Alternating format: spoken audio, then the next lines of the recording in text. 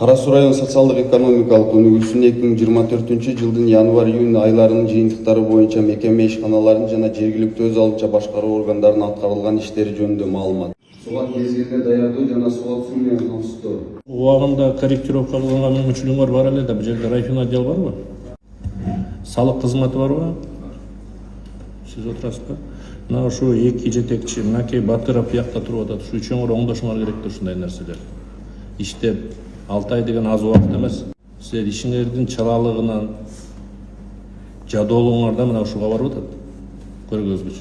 Да хорошо, мына жергиликтүү бюджет менен мындай общий контингенттен чыгып калып атасыңар. Араң келдин деген 100%. 99 болуп калсаңар дагы обидно болот эле да. Кичине иш алып баргыла чогуу.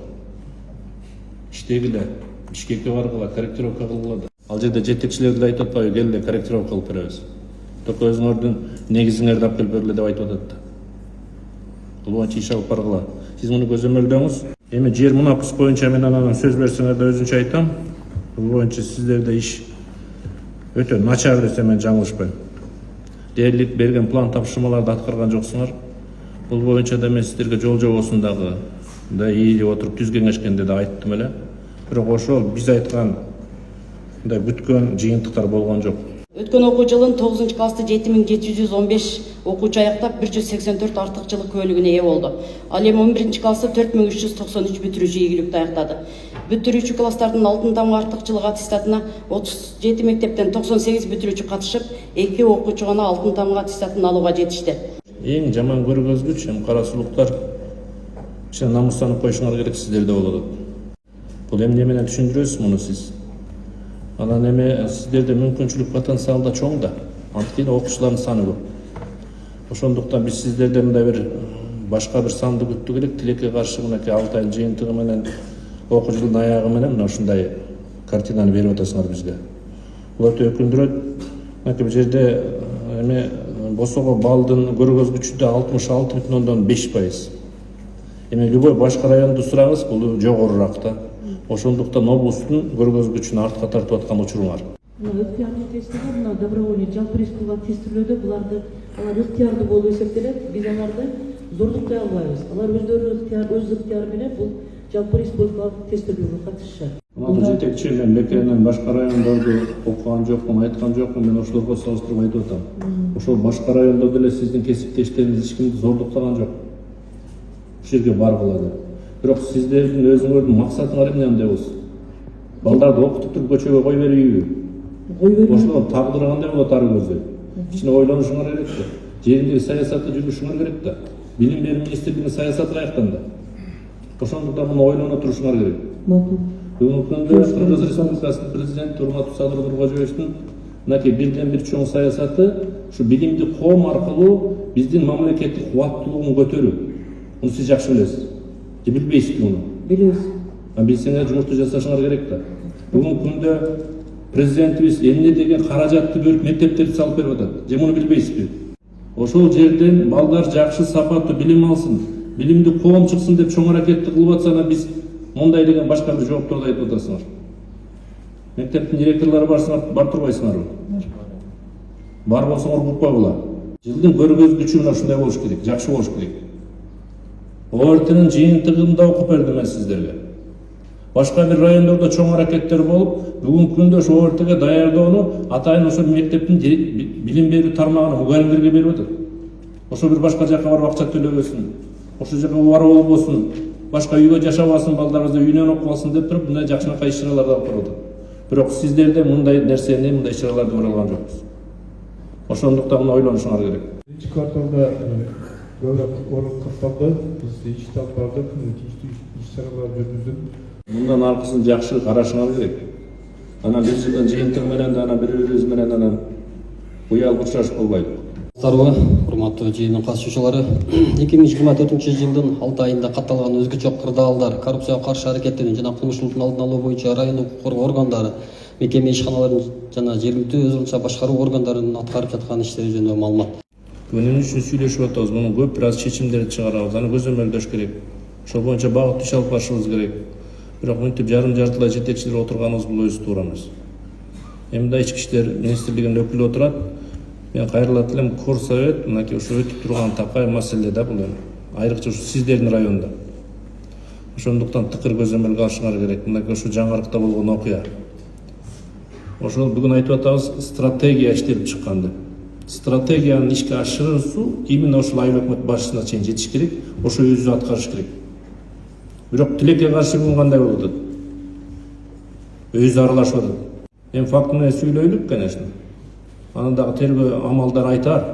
Ошондуктан жанагы Горсоветтин чечимдери кандай жетип атат, кандай обратный связь кандай болуп атат, ошонун баардыгын жакшы иликтешиңер керек. Бүгүн абдан бир маанилүү убакта сиздер менен учурашып атабыз. Жарым жылдын жыйынтыгы албетте өтө маанилүү. Мынакей ушу жарым жылда эмнени жасадык, ушу келаткан жарым жылда кандай жумуштарга бир багыт алабыз деген бир максаттарды коюу максат менен чогулуп отурабыз. Ошол эле учурда мынакей ушу Кара Суу районундагы мынакей ушу өзгөчө кырдаал режими кирди. Анан эми ушу 2-3 күндөн бери жагымсыз жай кыдайларды өзгөрүп атасыңар. Мына ушул нерсе мени бүгүн ушул жерге келип сиздер менен бир сүйлөшүп алууга мындай түрткү берди. Урматтуу жыйындын катышуучулары, өзүңөр билесиңер, республикада абдан чоң жакшы иштер. Биз соц тармактардан өзүбүздүн көзүбүз менен элден угуп атабыз. Мына ошондой эле жакшы жаңылыктар биздин облусубузда бар. Анан эми көргөзгүчтөр Кудайга шүгүр, мына ушул сиздердин эмгегиңиздер менен Кара Суу районунда дагы мындай жакшы жагдайлар жаралып аткан учурлар бар. Жалпысынан республикалык бюджеттен 729 миллион сом бөлүнүп, мынакей облустуу таза суу системалары мына ишке кирип атат. Ошонун ичинде сиздердин дагы райондогу айылдар бар. Ошол учурда дүйнөлүк банктан каражаттар бөлүнүп, Арис аркылуу таза суу системасын жакшыртуу, оңдоо, ошол элге таза суу берүү багытындагы иштер бар. Ал эми облусубузда 3 райондук маанидеги шаарлар бар. Кара Суу шаары да мынакей ушул тизмеде. Мынакей өзгөн Кара Суу шаарларында жакшынакай ушу саркынды сууларды иретке келтирип алуу боюнча жакшы максаттуу иштер болуп атат. Былтыркы жылы мен өзүм катышуум менен Кара Суу шаарында мына саркынды сууларга иретке келтирүү боюнча чоң курулманын мен ушу капсуласынын мезгил кутучасын салып кеттим эле. Бүгүн куруу иштери жакшы жүрүп атат. 1-2 ай мурун мына Өзгөн шаарына да барып катышып, ошол иш-чарага катышып келдик. Мына бул жакшы нерсе. Бирок сиздер ушу шаарга статус алганыңар качан эле? Ошондон бери карай эмне саркынды сууга муктаждык жок беле? Ошондон бери бир чоң бир убакыт өттү, бирок тилекке каршы ушул нерсени ишке ашыра албай келгенбиз. Мынакей эми башталды, бул ишти дагы биз аягына жакшы ийгиликтүү чыгарышыбыз керек. Шаардын мэри буякта отурасыз. Мына бул дагы абдан бир элге муктаж, бирок ал жерде бир чоң маселе бар. Ошо өкмөттөн бөлүнгөн, же болбосо Европа өнүктүрүү банкынан бөлүнгөн каражаттын баардык көчөлөрүбүзгө жетпейт. Ошо жанагы сиздерде распределительный орган, бул жергиликтүү кеңеш, ошо кеңештин депутаттары менен кеңешип, ошо калган көчөнү да толук бүтүрүп, анан элге пайдаланууга беришибиз керек. Бул өтө керек. Эртең сиздер бул шаардын ичинде дагы башка ресурс объекти курсаңар, бул саркынды суу өтө маанилүү. Бүгүн больницанын суусу кайкалып атат. Мына Нокатта ушундай маселе бар. Ал жерде да халктын саны көп. Мына сиздердин да Кудайга шүгүр саныңар көбөйтүп атат. Бирок бул нерселердин баардыгын иреттүүлүгү менен анан иш алып барышыңар керек. Быйылкы облустук өнүктүрүү фондуна Кыргыз Республикасынын президенти Урматтуу Садыр Нуркожоевич ушу областта болуп аткан кырдаалды, өзгөчө кырдаалды эске алып, анан эми ушул өндүрүштү жолго койгула, пайдап келе турган ишканаларды ачкыла, ушу райондун борборлору таза болсун, атайын спец машиналарды алып бергиле деп 300 миллион сом бөлүнгөн. Мына эми биз областта кармабайбыз да, сиздерге беребиз. Мынакей анан быйыл мына ушул приоритет көрүп, райондун борбору шаарыңарга 2 спец машина алып берип атабыз. Бул да чоң акча менен. Ошол эле учурда жана стадионуңар мынакей Камчы Кыдыршаевдин контролунда жакшы иш башталып атат. Бул да сиздер үчүн жасалып атат, ушу райондун жаштары үчүн жасалып атат. Ошол жерде дагы биз четте калбайлык деп, мен ошол фонддон 10 миллион сомду ошол жака бөлүп атабыз. Кечээ күнү мынакей борборуңарда паркты аралап жүрдүк. Тилекке каршы чоң аянт экен, бирок ичиндеги инфраструктура дагы эле чечиле элек. Былтыр фонддон каражат бөлүп, фонтаныңарды иштетип койдук. Мына бирин эки кишилер кирип атат. Бирок ал фонтан менен маселе чечилбейт да. Дагы мына Steam грант тартылып атыптыр, кире беришиңерди оңдоп атыптырсыңар, аракетиңер зор. Бирок дагы күчтөшүбүз керек. Мен ошол жерге да кечээ аянбай туруп, дагы 8 миллион сом берейинчи, ушуну тегерейин курчагыла. Кирип баратканда жагымдуу жагдайды ачып койгулачы деп, ошо аркасы менен, тегерегинде кашасы менен Аны ошол эле учурда жанагы кирип баратканда гүлдөрдү иретке келтирип болачу деп атайын сиздерге каражат бөлөйүн деп атам. Ошондуктан шаардын мэри сиздин аракетиңиз дагы чоң болуш керек. Мына биздин облустун өзгөчө кырдаал министрлигинин өкүлү туруп атат. Ушу кечээде ушул жериңерди, районуңарды кыдырып жүрдүк. Кайсы жерлер мындай кооптуу, кандай курулуштар курулуп кеткен деген чоң бир маселелериңер бар экен. Тилекке каршы. Ошол курулуп атканда ким уруксат берген? Ушу башка жактан келип жетекчилер уруксат берген жок да, ушул жерде отурган жетекчилер өзүбүз берип атпайбызбы? Ошол курулуучу иштерди куруп алат да, анан кайра мени коргочу деп атат. Ошондуктан урматтуу жетекчилер, служба МЧС, архитектурный служба, госрегистр, баарыңар ушул жерде отурасыңар. Мен сиздерге айтып коеюн. Бүгүнкү күндө курулушка уруксат берип аткандан кийин этегинде да жооп бересиңер. Эртең бир маселе чыгып калса, адамдын өмүрүнө же ошол курулуп калган имаратка коркунуч келсе, тикелей жооп бересиңер. Ошондуктан муну эске алгыла. Жергиликтүү бийлик, айыл өкмөттөр, сиздерге да бул тиешелүү маселе. Анан дагы урматтуу жетекчи, мен сизге айтарым, ошол бүгүнкү күнгө чейинки берген жергиликтүү бийликке, айыл өкмөттөргө берген предписанияларыңарды артынан тыкыр көзөмөлгө алгыла. Кайсы жери кооптуу деп бердиңер? Ошол жер кандай иштер аткарылып атат? Же аткарылбаса ага да чара көрүшүбүз керек. Мынакей 29-на чейин дагы өзгөчө кырдаал министрлиги бизге эскертүү берип атат. Сак болгула деп. Жарандык коргоо кызматы деп аты айтып тургандай биз жарандарды коргошубуз керек. Ошон үчүн ар дайым мындай даярдыкта болушубуз керек туугандар. Чоң иштерди жасадыңар. Мынакей ушул ички иштер министрлигинин өкүлдөрү райондогу баш болуп, мынакей өзгөчө кырдаал министрлиги, транспортный служба, жергиликтүү бийлик, айыл өкмөттөр кесепетин жоюу боюнча. Күнү түнү ошол жакта жүрдүк мынакей баардыгы. Бирок кесепети өтө чоң болуп калды да. Ошого карабастан мен айтат элем, мынакей ушу башындагы суу түшкөн жерлердин баардыгын иреттеп, бүгүн ошо МЧСтин кызматы менен ушу жаңы долбоорлорду иштеп чыгышыбыз керек, урматтуу айыл өкмөттөр. Ошо сууну иреттүү түшүрүп, ылдый карай агызып ийгенге. Мынакей ошо бир кезде суу түшө турган каналдардын баардыгын тең ошо жеке ишкер билбейм, ошо жерде же бир мындай лицензия алган адамдар ошо жерге жол салып алган. Суу каяктан өтөт анан? Ошо жолго батпай анан элди каптап атат. Ушулардан анализ чыгарып, бүгүнкү күндө жанагы мыйзамсыз дубалдарыңардын баардыгын тең. Эгер курулуп калса, үйлөр болсо, же бир камак болсо, ошонун бүт баарын иреттеп, ушу мыйзамсыз курулуштардын баардыгын алышыңар керек. Кыргыз Республикасынын президенти Урматтуу Садыр Кожоевичтин чечими менен мына ушул Барак айылындагы эксклавды көчүрүп чыгуу боюнча чоң бир иштер жүрдү. Бул дагы абдан биздин бир мактана турган ишибиз туугандар. Ушуну мен көзөмөлдөгөнүм менен сиздер жасадыңар. Мынакей канча бир убакыт берди, ошол жерден көчүрүп чыккыла деп. Ошону көчүрүп чыктыңар. Ошо делимитация, демаркация маселелери менен бир жетекчиликтин колдоосу менен мынакей ушу иш-чара жакшы жүрүп, мына бүгүнкү күндө кечээде барып көрдүк. 101 үйдүн мындай дубалдары курулуп бүтүп баратат. Бул болсо дагы биздин ушул Кара Кыргыз автоном облусунун 100 жылдыгын түптөлгөндүгүнө мынакей ушул бир иш-чарабыз. Ушунда мен тапшырма коюп атам, урматтуу бул жерде тиешелүү мамлекеттик кызмат отурасыңар.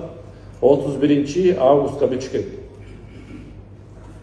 Мен кечээ бардым, андай бир кооптуу же болсо бир мындай тобокелчиликтер жок экен. Эң негизгиси ошол жерде жергиликтүү бийликке берилген Темирбол Атасынович тапшырмалар бар. Ал суу маселеси, ал жол маселеси, ал свет маселеси. Мен бүгүн бекеринен мына жерде ОШПС чакырган жерим жок. Жол тейлөө ишканасынын жетекчилери чакырган жерим жок. Ушунун баардыгын тең элге шарт түзүп берип, жаңы түптөлгөн айылды жакшынакай баардык шарты менен түптөп берип коюшубуз керек. Анан таза суу маселеси менен канализация маселесинин проектиси бүтүп атат деп атасыңар. Бул жерде көзөмөлдө орган азыр барсыңар, ошолордун баардыгын карап, ошолордун баардыгын тыкыр көзөмөл кылып, анан жардам берип, анан ишке ашырып, анан менин фондуман 28 миллион дедиңиз, 28 миллион сомду биз бөлүп беребиз, ошол таза суусун кийип коюшуңар керек. 4-жылдын 6 айы менен мына жыйынтыктар жөнүндө сүйлөшүп атабыз. Область боюнча дагы биз ушу 17 көргөзгүч менен ишти баалайбыз. Мунун баардыгы жакшы. Бирок мынакей ушул райондо дагы мен ушу баса белгилеп кетейин. Көргөзгүчтөрдүн баары жакшы. Азаматсыңар, жакшы иштедиңер. Айрыкча айыл өкмөт башчылары, ушу район службалар. Бирок алдыга максат коюп алалы дегенибизде бекеринен эмес, ошол жерде дагы бир топ биз дагы иштей турган көргөзгүчтөр бар экен. Жалпы мамлекеттик бюджеттен 100% аткарылганы менен мына республикалык бюджеттин аткарылбай атканы өтө өкүнүчтүү. Корректировка кылабыз да. Бирок учурдагы абал ушундай болуп атат. Бул жерде жергиликтүү бийлик күнөөлүү эмес. Мынакей райондогу айрым жетекчилер мына ушуну өз убагында иш алып барган эмессиңер. Мына ушундай терс көрүнүштөр менен мен ойлойм, сиздер бардыгыңар биргеликте, ынтымакта иштесек, бул көргөзгүчтөр ушул жылдын жыйынтыгында биз мындай бир уялбай учураша тургандай бир жагдай түзүлөт деп. Учурда болуп өткөн табигый кырсыкта область боюнча айтайын, тилекке каршы адамдын өлүмдөрү да катталып калды. Тилекке каршы биз айтабыз, адамдын өмүрү биз үчүн өтө кымбат деп. Кээ бир учурларда балким ошону бир бааласаңар, балким ошо жетекчилердин да күнөөсү бардыр. Так кокустук деп айтып атабыз. Бирок ошол жерди алдын алып койсок, элге эскертип койсок убагында, балким андай болбойт беле. Бир үйдөн 10 адам каза болуп калган учур болду мына Нокатта. Төрдөө жээн экен. Баары бир машинеге кетип баратышкан. Бирок ошо өзгөчө кырдаал министрлиги ошол күнү айткан да. Ушундай кооптуу абалды, кооптуу жерлерге барбагыла, үйүңөрдө болгула, жан жаган атат деп. Кайра эле бая кенебестик биз кичине. Кудай сактасын деп чыгып алдык. Анан эми албетте ал тагдыры, но бирок ушул бүгүн техника азыраак жаңылып аткан учуру. Кичине болсо ишенсек. Өзгөчө кырдаал министрлиги айтты, кичине тилин угайынчы деп. Ошол эле Карабулжада болгон окуяны айтайын. Ошол күнү дагы эскертилген. Бирок ага карабастан чыгып алганбыз жолго. Мен түшүнүп атам, ал бала да өзүнүн кызматына шашып келаткан. Бирок кичине мынакей ушул кулактандырууда, ушу айтып болуп аткан нерселерде кичине маани берип, сагыраак болуп жүрсөк деп ушул айыл өкмөт башчылары элиңерге жеткирип турсаңар. Тоо боюндагы ушул кооптуу жерлерде курулуп кеткен объектилерди мен дагы бир жолу кайталап коеюн. Ушуларды жакшылап бир комиссия түзүп алып, мониторинг этип, инспектировать этип, урматтуу жергиликтүү бийлик, мынакей ошо инженерный службаларыңар менен барып, ушулар жакшы анализдеп, анан жыйынтык күтөм мен сиздерден. Маанилүү маселе Кыргыз Республикасынын президентинин 24-жылдын 20-мартындагы Кыргыз Республикасынын камсыздандыруу рыногун өнүктүрүү боюнча. Мына сиздерде катталган 800-гө жакын үй бүлөгө кожолукка мынакей ошо жер төлөөлөрүнө суу кирип кетти деп атабыз. Бирок ошону жакшы анализдеп көрсөк, 30-га жакын үй гана камсыздандырылган. Калган үйлөрдүн баары камсыздандырылган эмес. Демек айыл өкмөттөр, сиздердин райондо болгону 10% гана бүгүн ушул мындай бир үйлөр камсыздандырылып турат да. А тапшырма 30%. Ошондуктан мына жылдын аягына чейин мен терең ишенем, сиздер бул багытта жакшынакай бир иш алып барасыңар деп. Кара Суу районунда мунапыс маселеси да абдан курч, өтө курч дейин.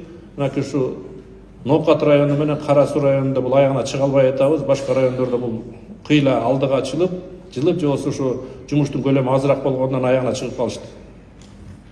Мен айтат элем, мынакей ушул быйылкы жылда сиздерге берген тапшырма жарым жылдыктагы өтө көргөзгүчүнөн начар. Ошондуктан ушу айыл өкмөт башчылары район жетекчилиги менен кеңешип, батыраак ушу токтомдорду чыгарып, чечимдерди чыгарсаңар, ушул жеринде балким малчыдыр, балким бир түйшүгү менен Бишкекке кеткендир. Бирок ошону каттап, госрегистрдан, архитектурадан тиешелүү документтерди алып туруп, кызыл китеп менен камсыздагыла. Бул жылдын аягына чейин бүтүш керек. Президентибиз мындан ары карай мындай мунапысты бере бербейт. Ошондуктан мыйзам чегинде албетте терең карап, дыккат кылып туруп, андан кийин ошо элдерге тиешелүү документтерин берип коюңуздар. Чоң бир олуттуу маселе бул трансформация маселелери. 450 гектардын тегерегинде мынакей биз ушул 2 жылдан бери карай трансформациялап, ошо элдерге, калктык конуштарга деп атайын бериптирбиз. Бул абсолютно бесплатно жасалып берген нерсе. Урматтуу актив, мен сиздерге айтып коеюн. Өкмөт тараптан, жогорку кеңеш тараптан, ушу жериндеги областный кармалыктуу өкүлчүлүктөн баардык кагаздар бекер жасалат. Ушу элдерге турак жай үчүн деп.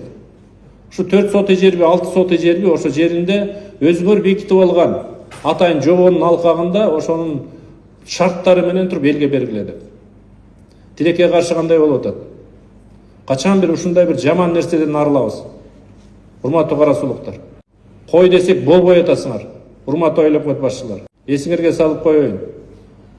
Жердин 3 түрү болот, мамлекеттик жер, муниципалдык жер, анан жеке менчик жер.